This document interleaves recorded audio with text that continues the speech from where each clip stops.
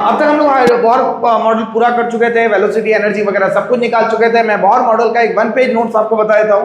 पहले हम लोग उस पे चलते हैं। बोहर मॉडल कहता है दैट इज सेंट्रल में जो सिचुएटेड था दैट वाज न्यूक्लियस। न्यूक्लियस के बाद हमारे पास first shell, second shell, third shell, fourth shell, fifth shell and at last that is infinite shell. ये शेल्स होती है हमारे पास। अगर मैं बोलूं तो ये कौन सा n equal to 1, n equal to 2, n equal to 3, n equal to 4, n equal to 5 and this one n equal to infinite. जो पहला लेवल होता है इसे हम लोग नाम देते हैं that is called as ground state. गर्त अवस्था या फिर ग्राउंड स्टेट का नाम इसको दिया जाता है। जो सेकंड शेल होता है ये कहलाती है फर्स्ट एक्साइटेड स्टेट। जो थर्ड शेल होती है इसे कहते हैं सेकंड एक्साइटेड स्टेट। जो फोर्थ शेल होगा ये कहलाएगा third excited state. Fifth shell जो होगा वो कहलाएगा fourth excited state and so on, ऐसे चलेगा। मैंने बोला जो पहला शेल है इसकी total energy that is the E1 वो किसके बराबर होती है -13.6 Z/n, क्योंकि हम लोग हाइड्रोजन की बात कर रहे हैं तो Z कितना 1, n भी कितना 1 दैट इज -13.6। अगर मैं बात करता हूं E2 की दैट इज द -13 1 n की वैल्यू बोलो भाई, 2 का स्क्वायर 4 तो 4 से डिवाइड करेंगे तो -3.4। थर्ड एनर्जी की बात करें तो E3 इक्वल टू -1.51। E4 की बात करें तो -0.85। E5 की बात करें तो 0.51 या 52 के आसपास की वैल्यूज होती है। नेक्स्ट अगर बात करें तो इसकी kinetic energy that is called as Ke1, ये कहलाता है Ke2, this was Ke3, that was Ke4, ये आएगी Ke5 and so on. Potential energy की बात करें तो दैट इज Pe1, ये होती है Pe2, this was Pe3, this was Pe4 and this is Pe5 and so on. Clear है? अब अगर हम लोग बात करें यहां से यहां तक तो जैसे जैसे हम लोग ऊपर जाएंगे एनर्जी इंक्रीज होती है। टोटल एनर्जी क्या होती है? इंक्रीज। पोटेंशियल एनर्जी क्या होगी? डिक्रीज। हम लोगों ने कल कुछ कॉन्सेप्ट देखे थे। पहला concept R equal to 0.529 n square upon z, ये था मेरा पहला concept that was first the radius of the orbit. Second इसके बाद मैंने निकाला था velocity equal to 2.18 into 10⁸ that is z/n। Clear है? दैट इज सेंटीमीटर पर सेकेंड। ये था मेरे पास दूसरा वाला पोस्टुलेट। क्लियर है? इसके बाद हम लोगों ने निकाला था energy equal to -13.6 z square upon n square, ये मेरे पास तीसरा वाला पोस्टुलेट।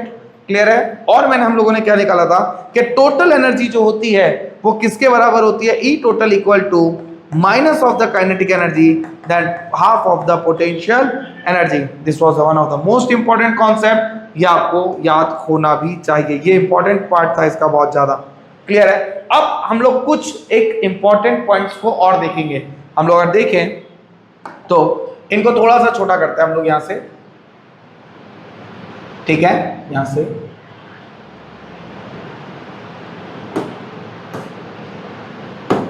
ठीक है। अगर यहां से बात करें तो इसको भी सेंटीमीटर पर सेकेंड। यहां से अगर देखूं तो हम लोग और किन किन वैल्यूज को रख सकते हैं कि अगर मैं कुछ पॉइंट्स को बताऊं तो सबसे पहले टोटल एनर्जी E1 से ज्यादा होती है क्या? E2 से ज्यादा क्या होगी? E3 से ज्यादा क्या होगी? E4। एनर्जी बढ़ रही है तो काइनेटिक एनर्जी क्या होगी? Ke1, Ke2 और Ke3, ये क्या होगी? डिक्रीज होगी। और पोटेंशियल एनर्जी भी क्या होगी? इंक्रीज। Pe1, Pe2 और Pe3, इनको आपको याद रखना है। ये वाला टर्म इसको एकदम अच्छे से याद रखना है, ये बार बार पूछा जाता है। That was nucleus. समझ आई बात? तो एनर्जी का ट्रेंड क्या हो रहा है? बढ़ रहा है। ठीक है? और काइनेटिक एनर्जी क्या हो जाएगी? डिक्रीज। और पोटेंशियल एनर्जी भी क्या हो जाएगी? इंक्रीज। इस तरीके से अब देखिए, इलेक्ट्रॉन को अगर मुझे इस शेल से इस शेल तक पहुंचाना है फ्रॉम फर्स्ट टू सेकेंड, तो मैं कैसे निकालूंगा? That is E2 minus E1। जब भी कभी किसी भी इलेक्ट्रॉन को फर्स्ट एक्साइटेड स्टेट तक पहुंचाना होगा तो वो क्या कहलाएगा? उसको फर्स्ट एक्साइटेशन पोटेंशियल या प्रथम उत्तेजन विभव।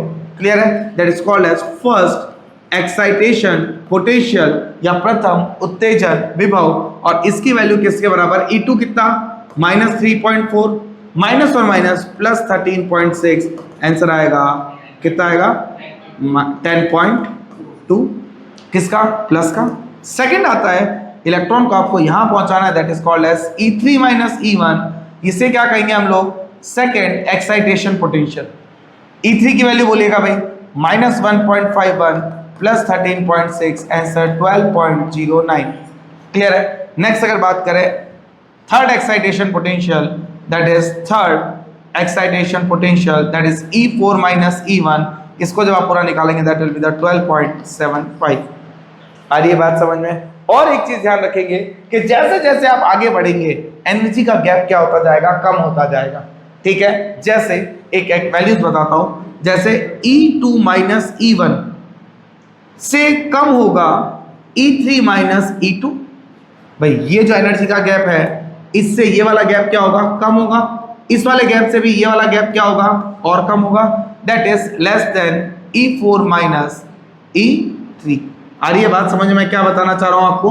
तो कभी भी ये चीज ध्यान रखना। इसीलिए जब हाइड्रोजन स्पेक्ट्रम अगला टॉपिक करने वाले हैं उसमें जो लाइंस बनाएंगे वो कैसे बनाएंगे, ये पहली लाइन, दूसरी लाइन का गैप, तीसरी लाइन इससे कम, चौथी लाइन उससे कम। मतलब अगर मान लीजिए ये गैप अगर मान लीजिए x है तो ये कितना होगा y और ये कितना होगा z, x से कम होगा y और y से कम होगा z।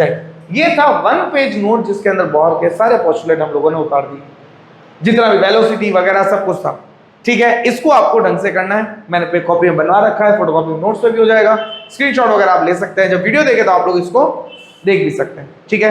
वीडियो क्योंकि अभी आपकी क्लासेस की स्पीड से चल रहे हैं तो आप अगर इनको रिवीजन करना चाहें, जैसे ही अपलोड होना स्टार्ट हो जाएंगे आप 2x स्पीड पे इनका रिवीजन कर सकते हो, तो पूरी क्लास रिवाइज हो जाएगी एक तरीके से देखा जाए तो, ठीक है। कुछ बचेगा ही नहीं। क्वेश्चंस की प्रैक्टिस के लिए हम लोग अलग से वीडियो देखेंगे।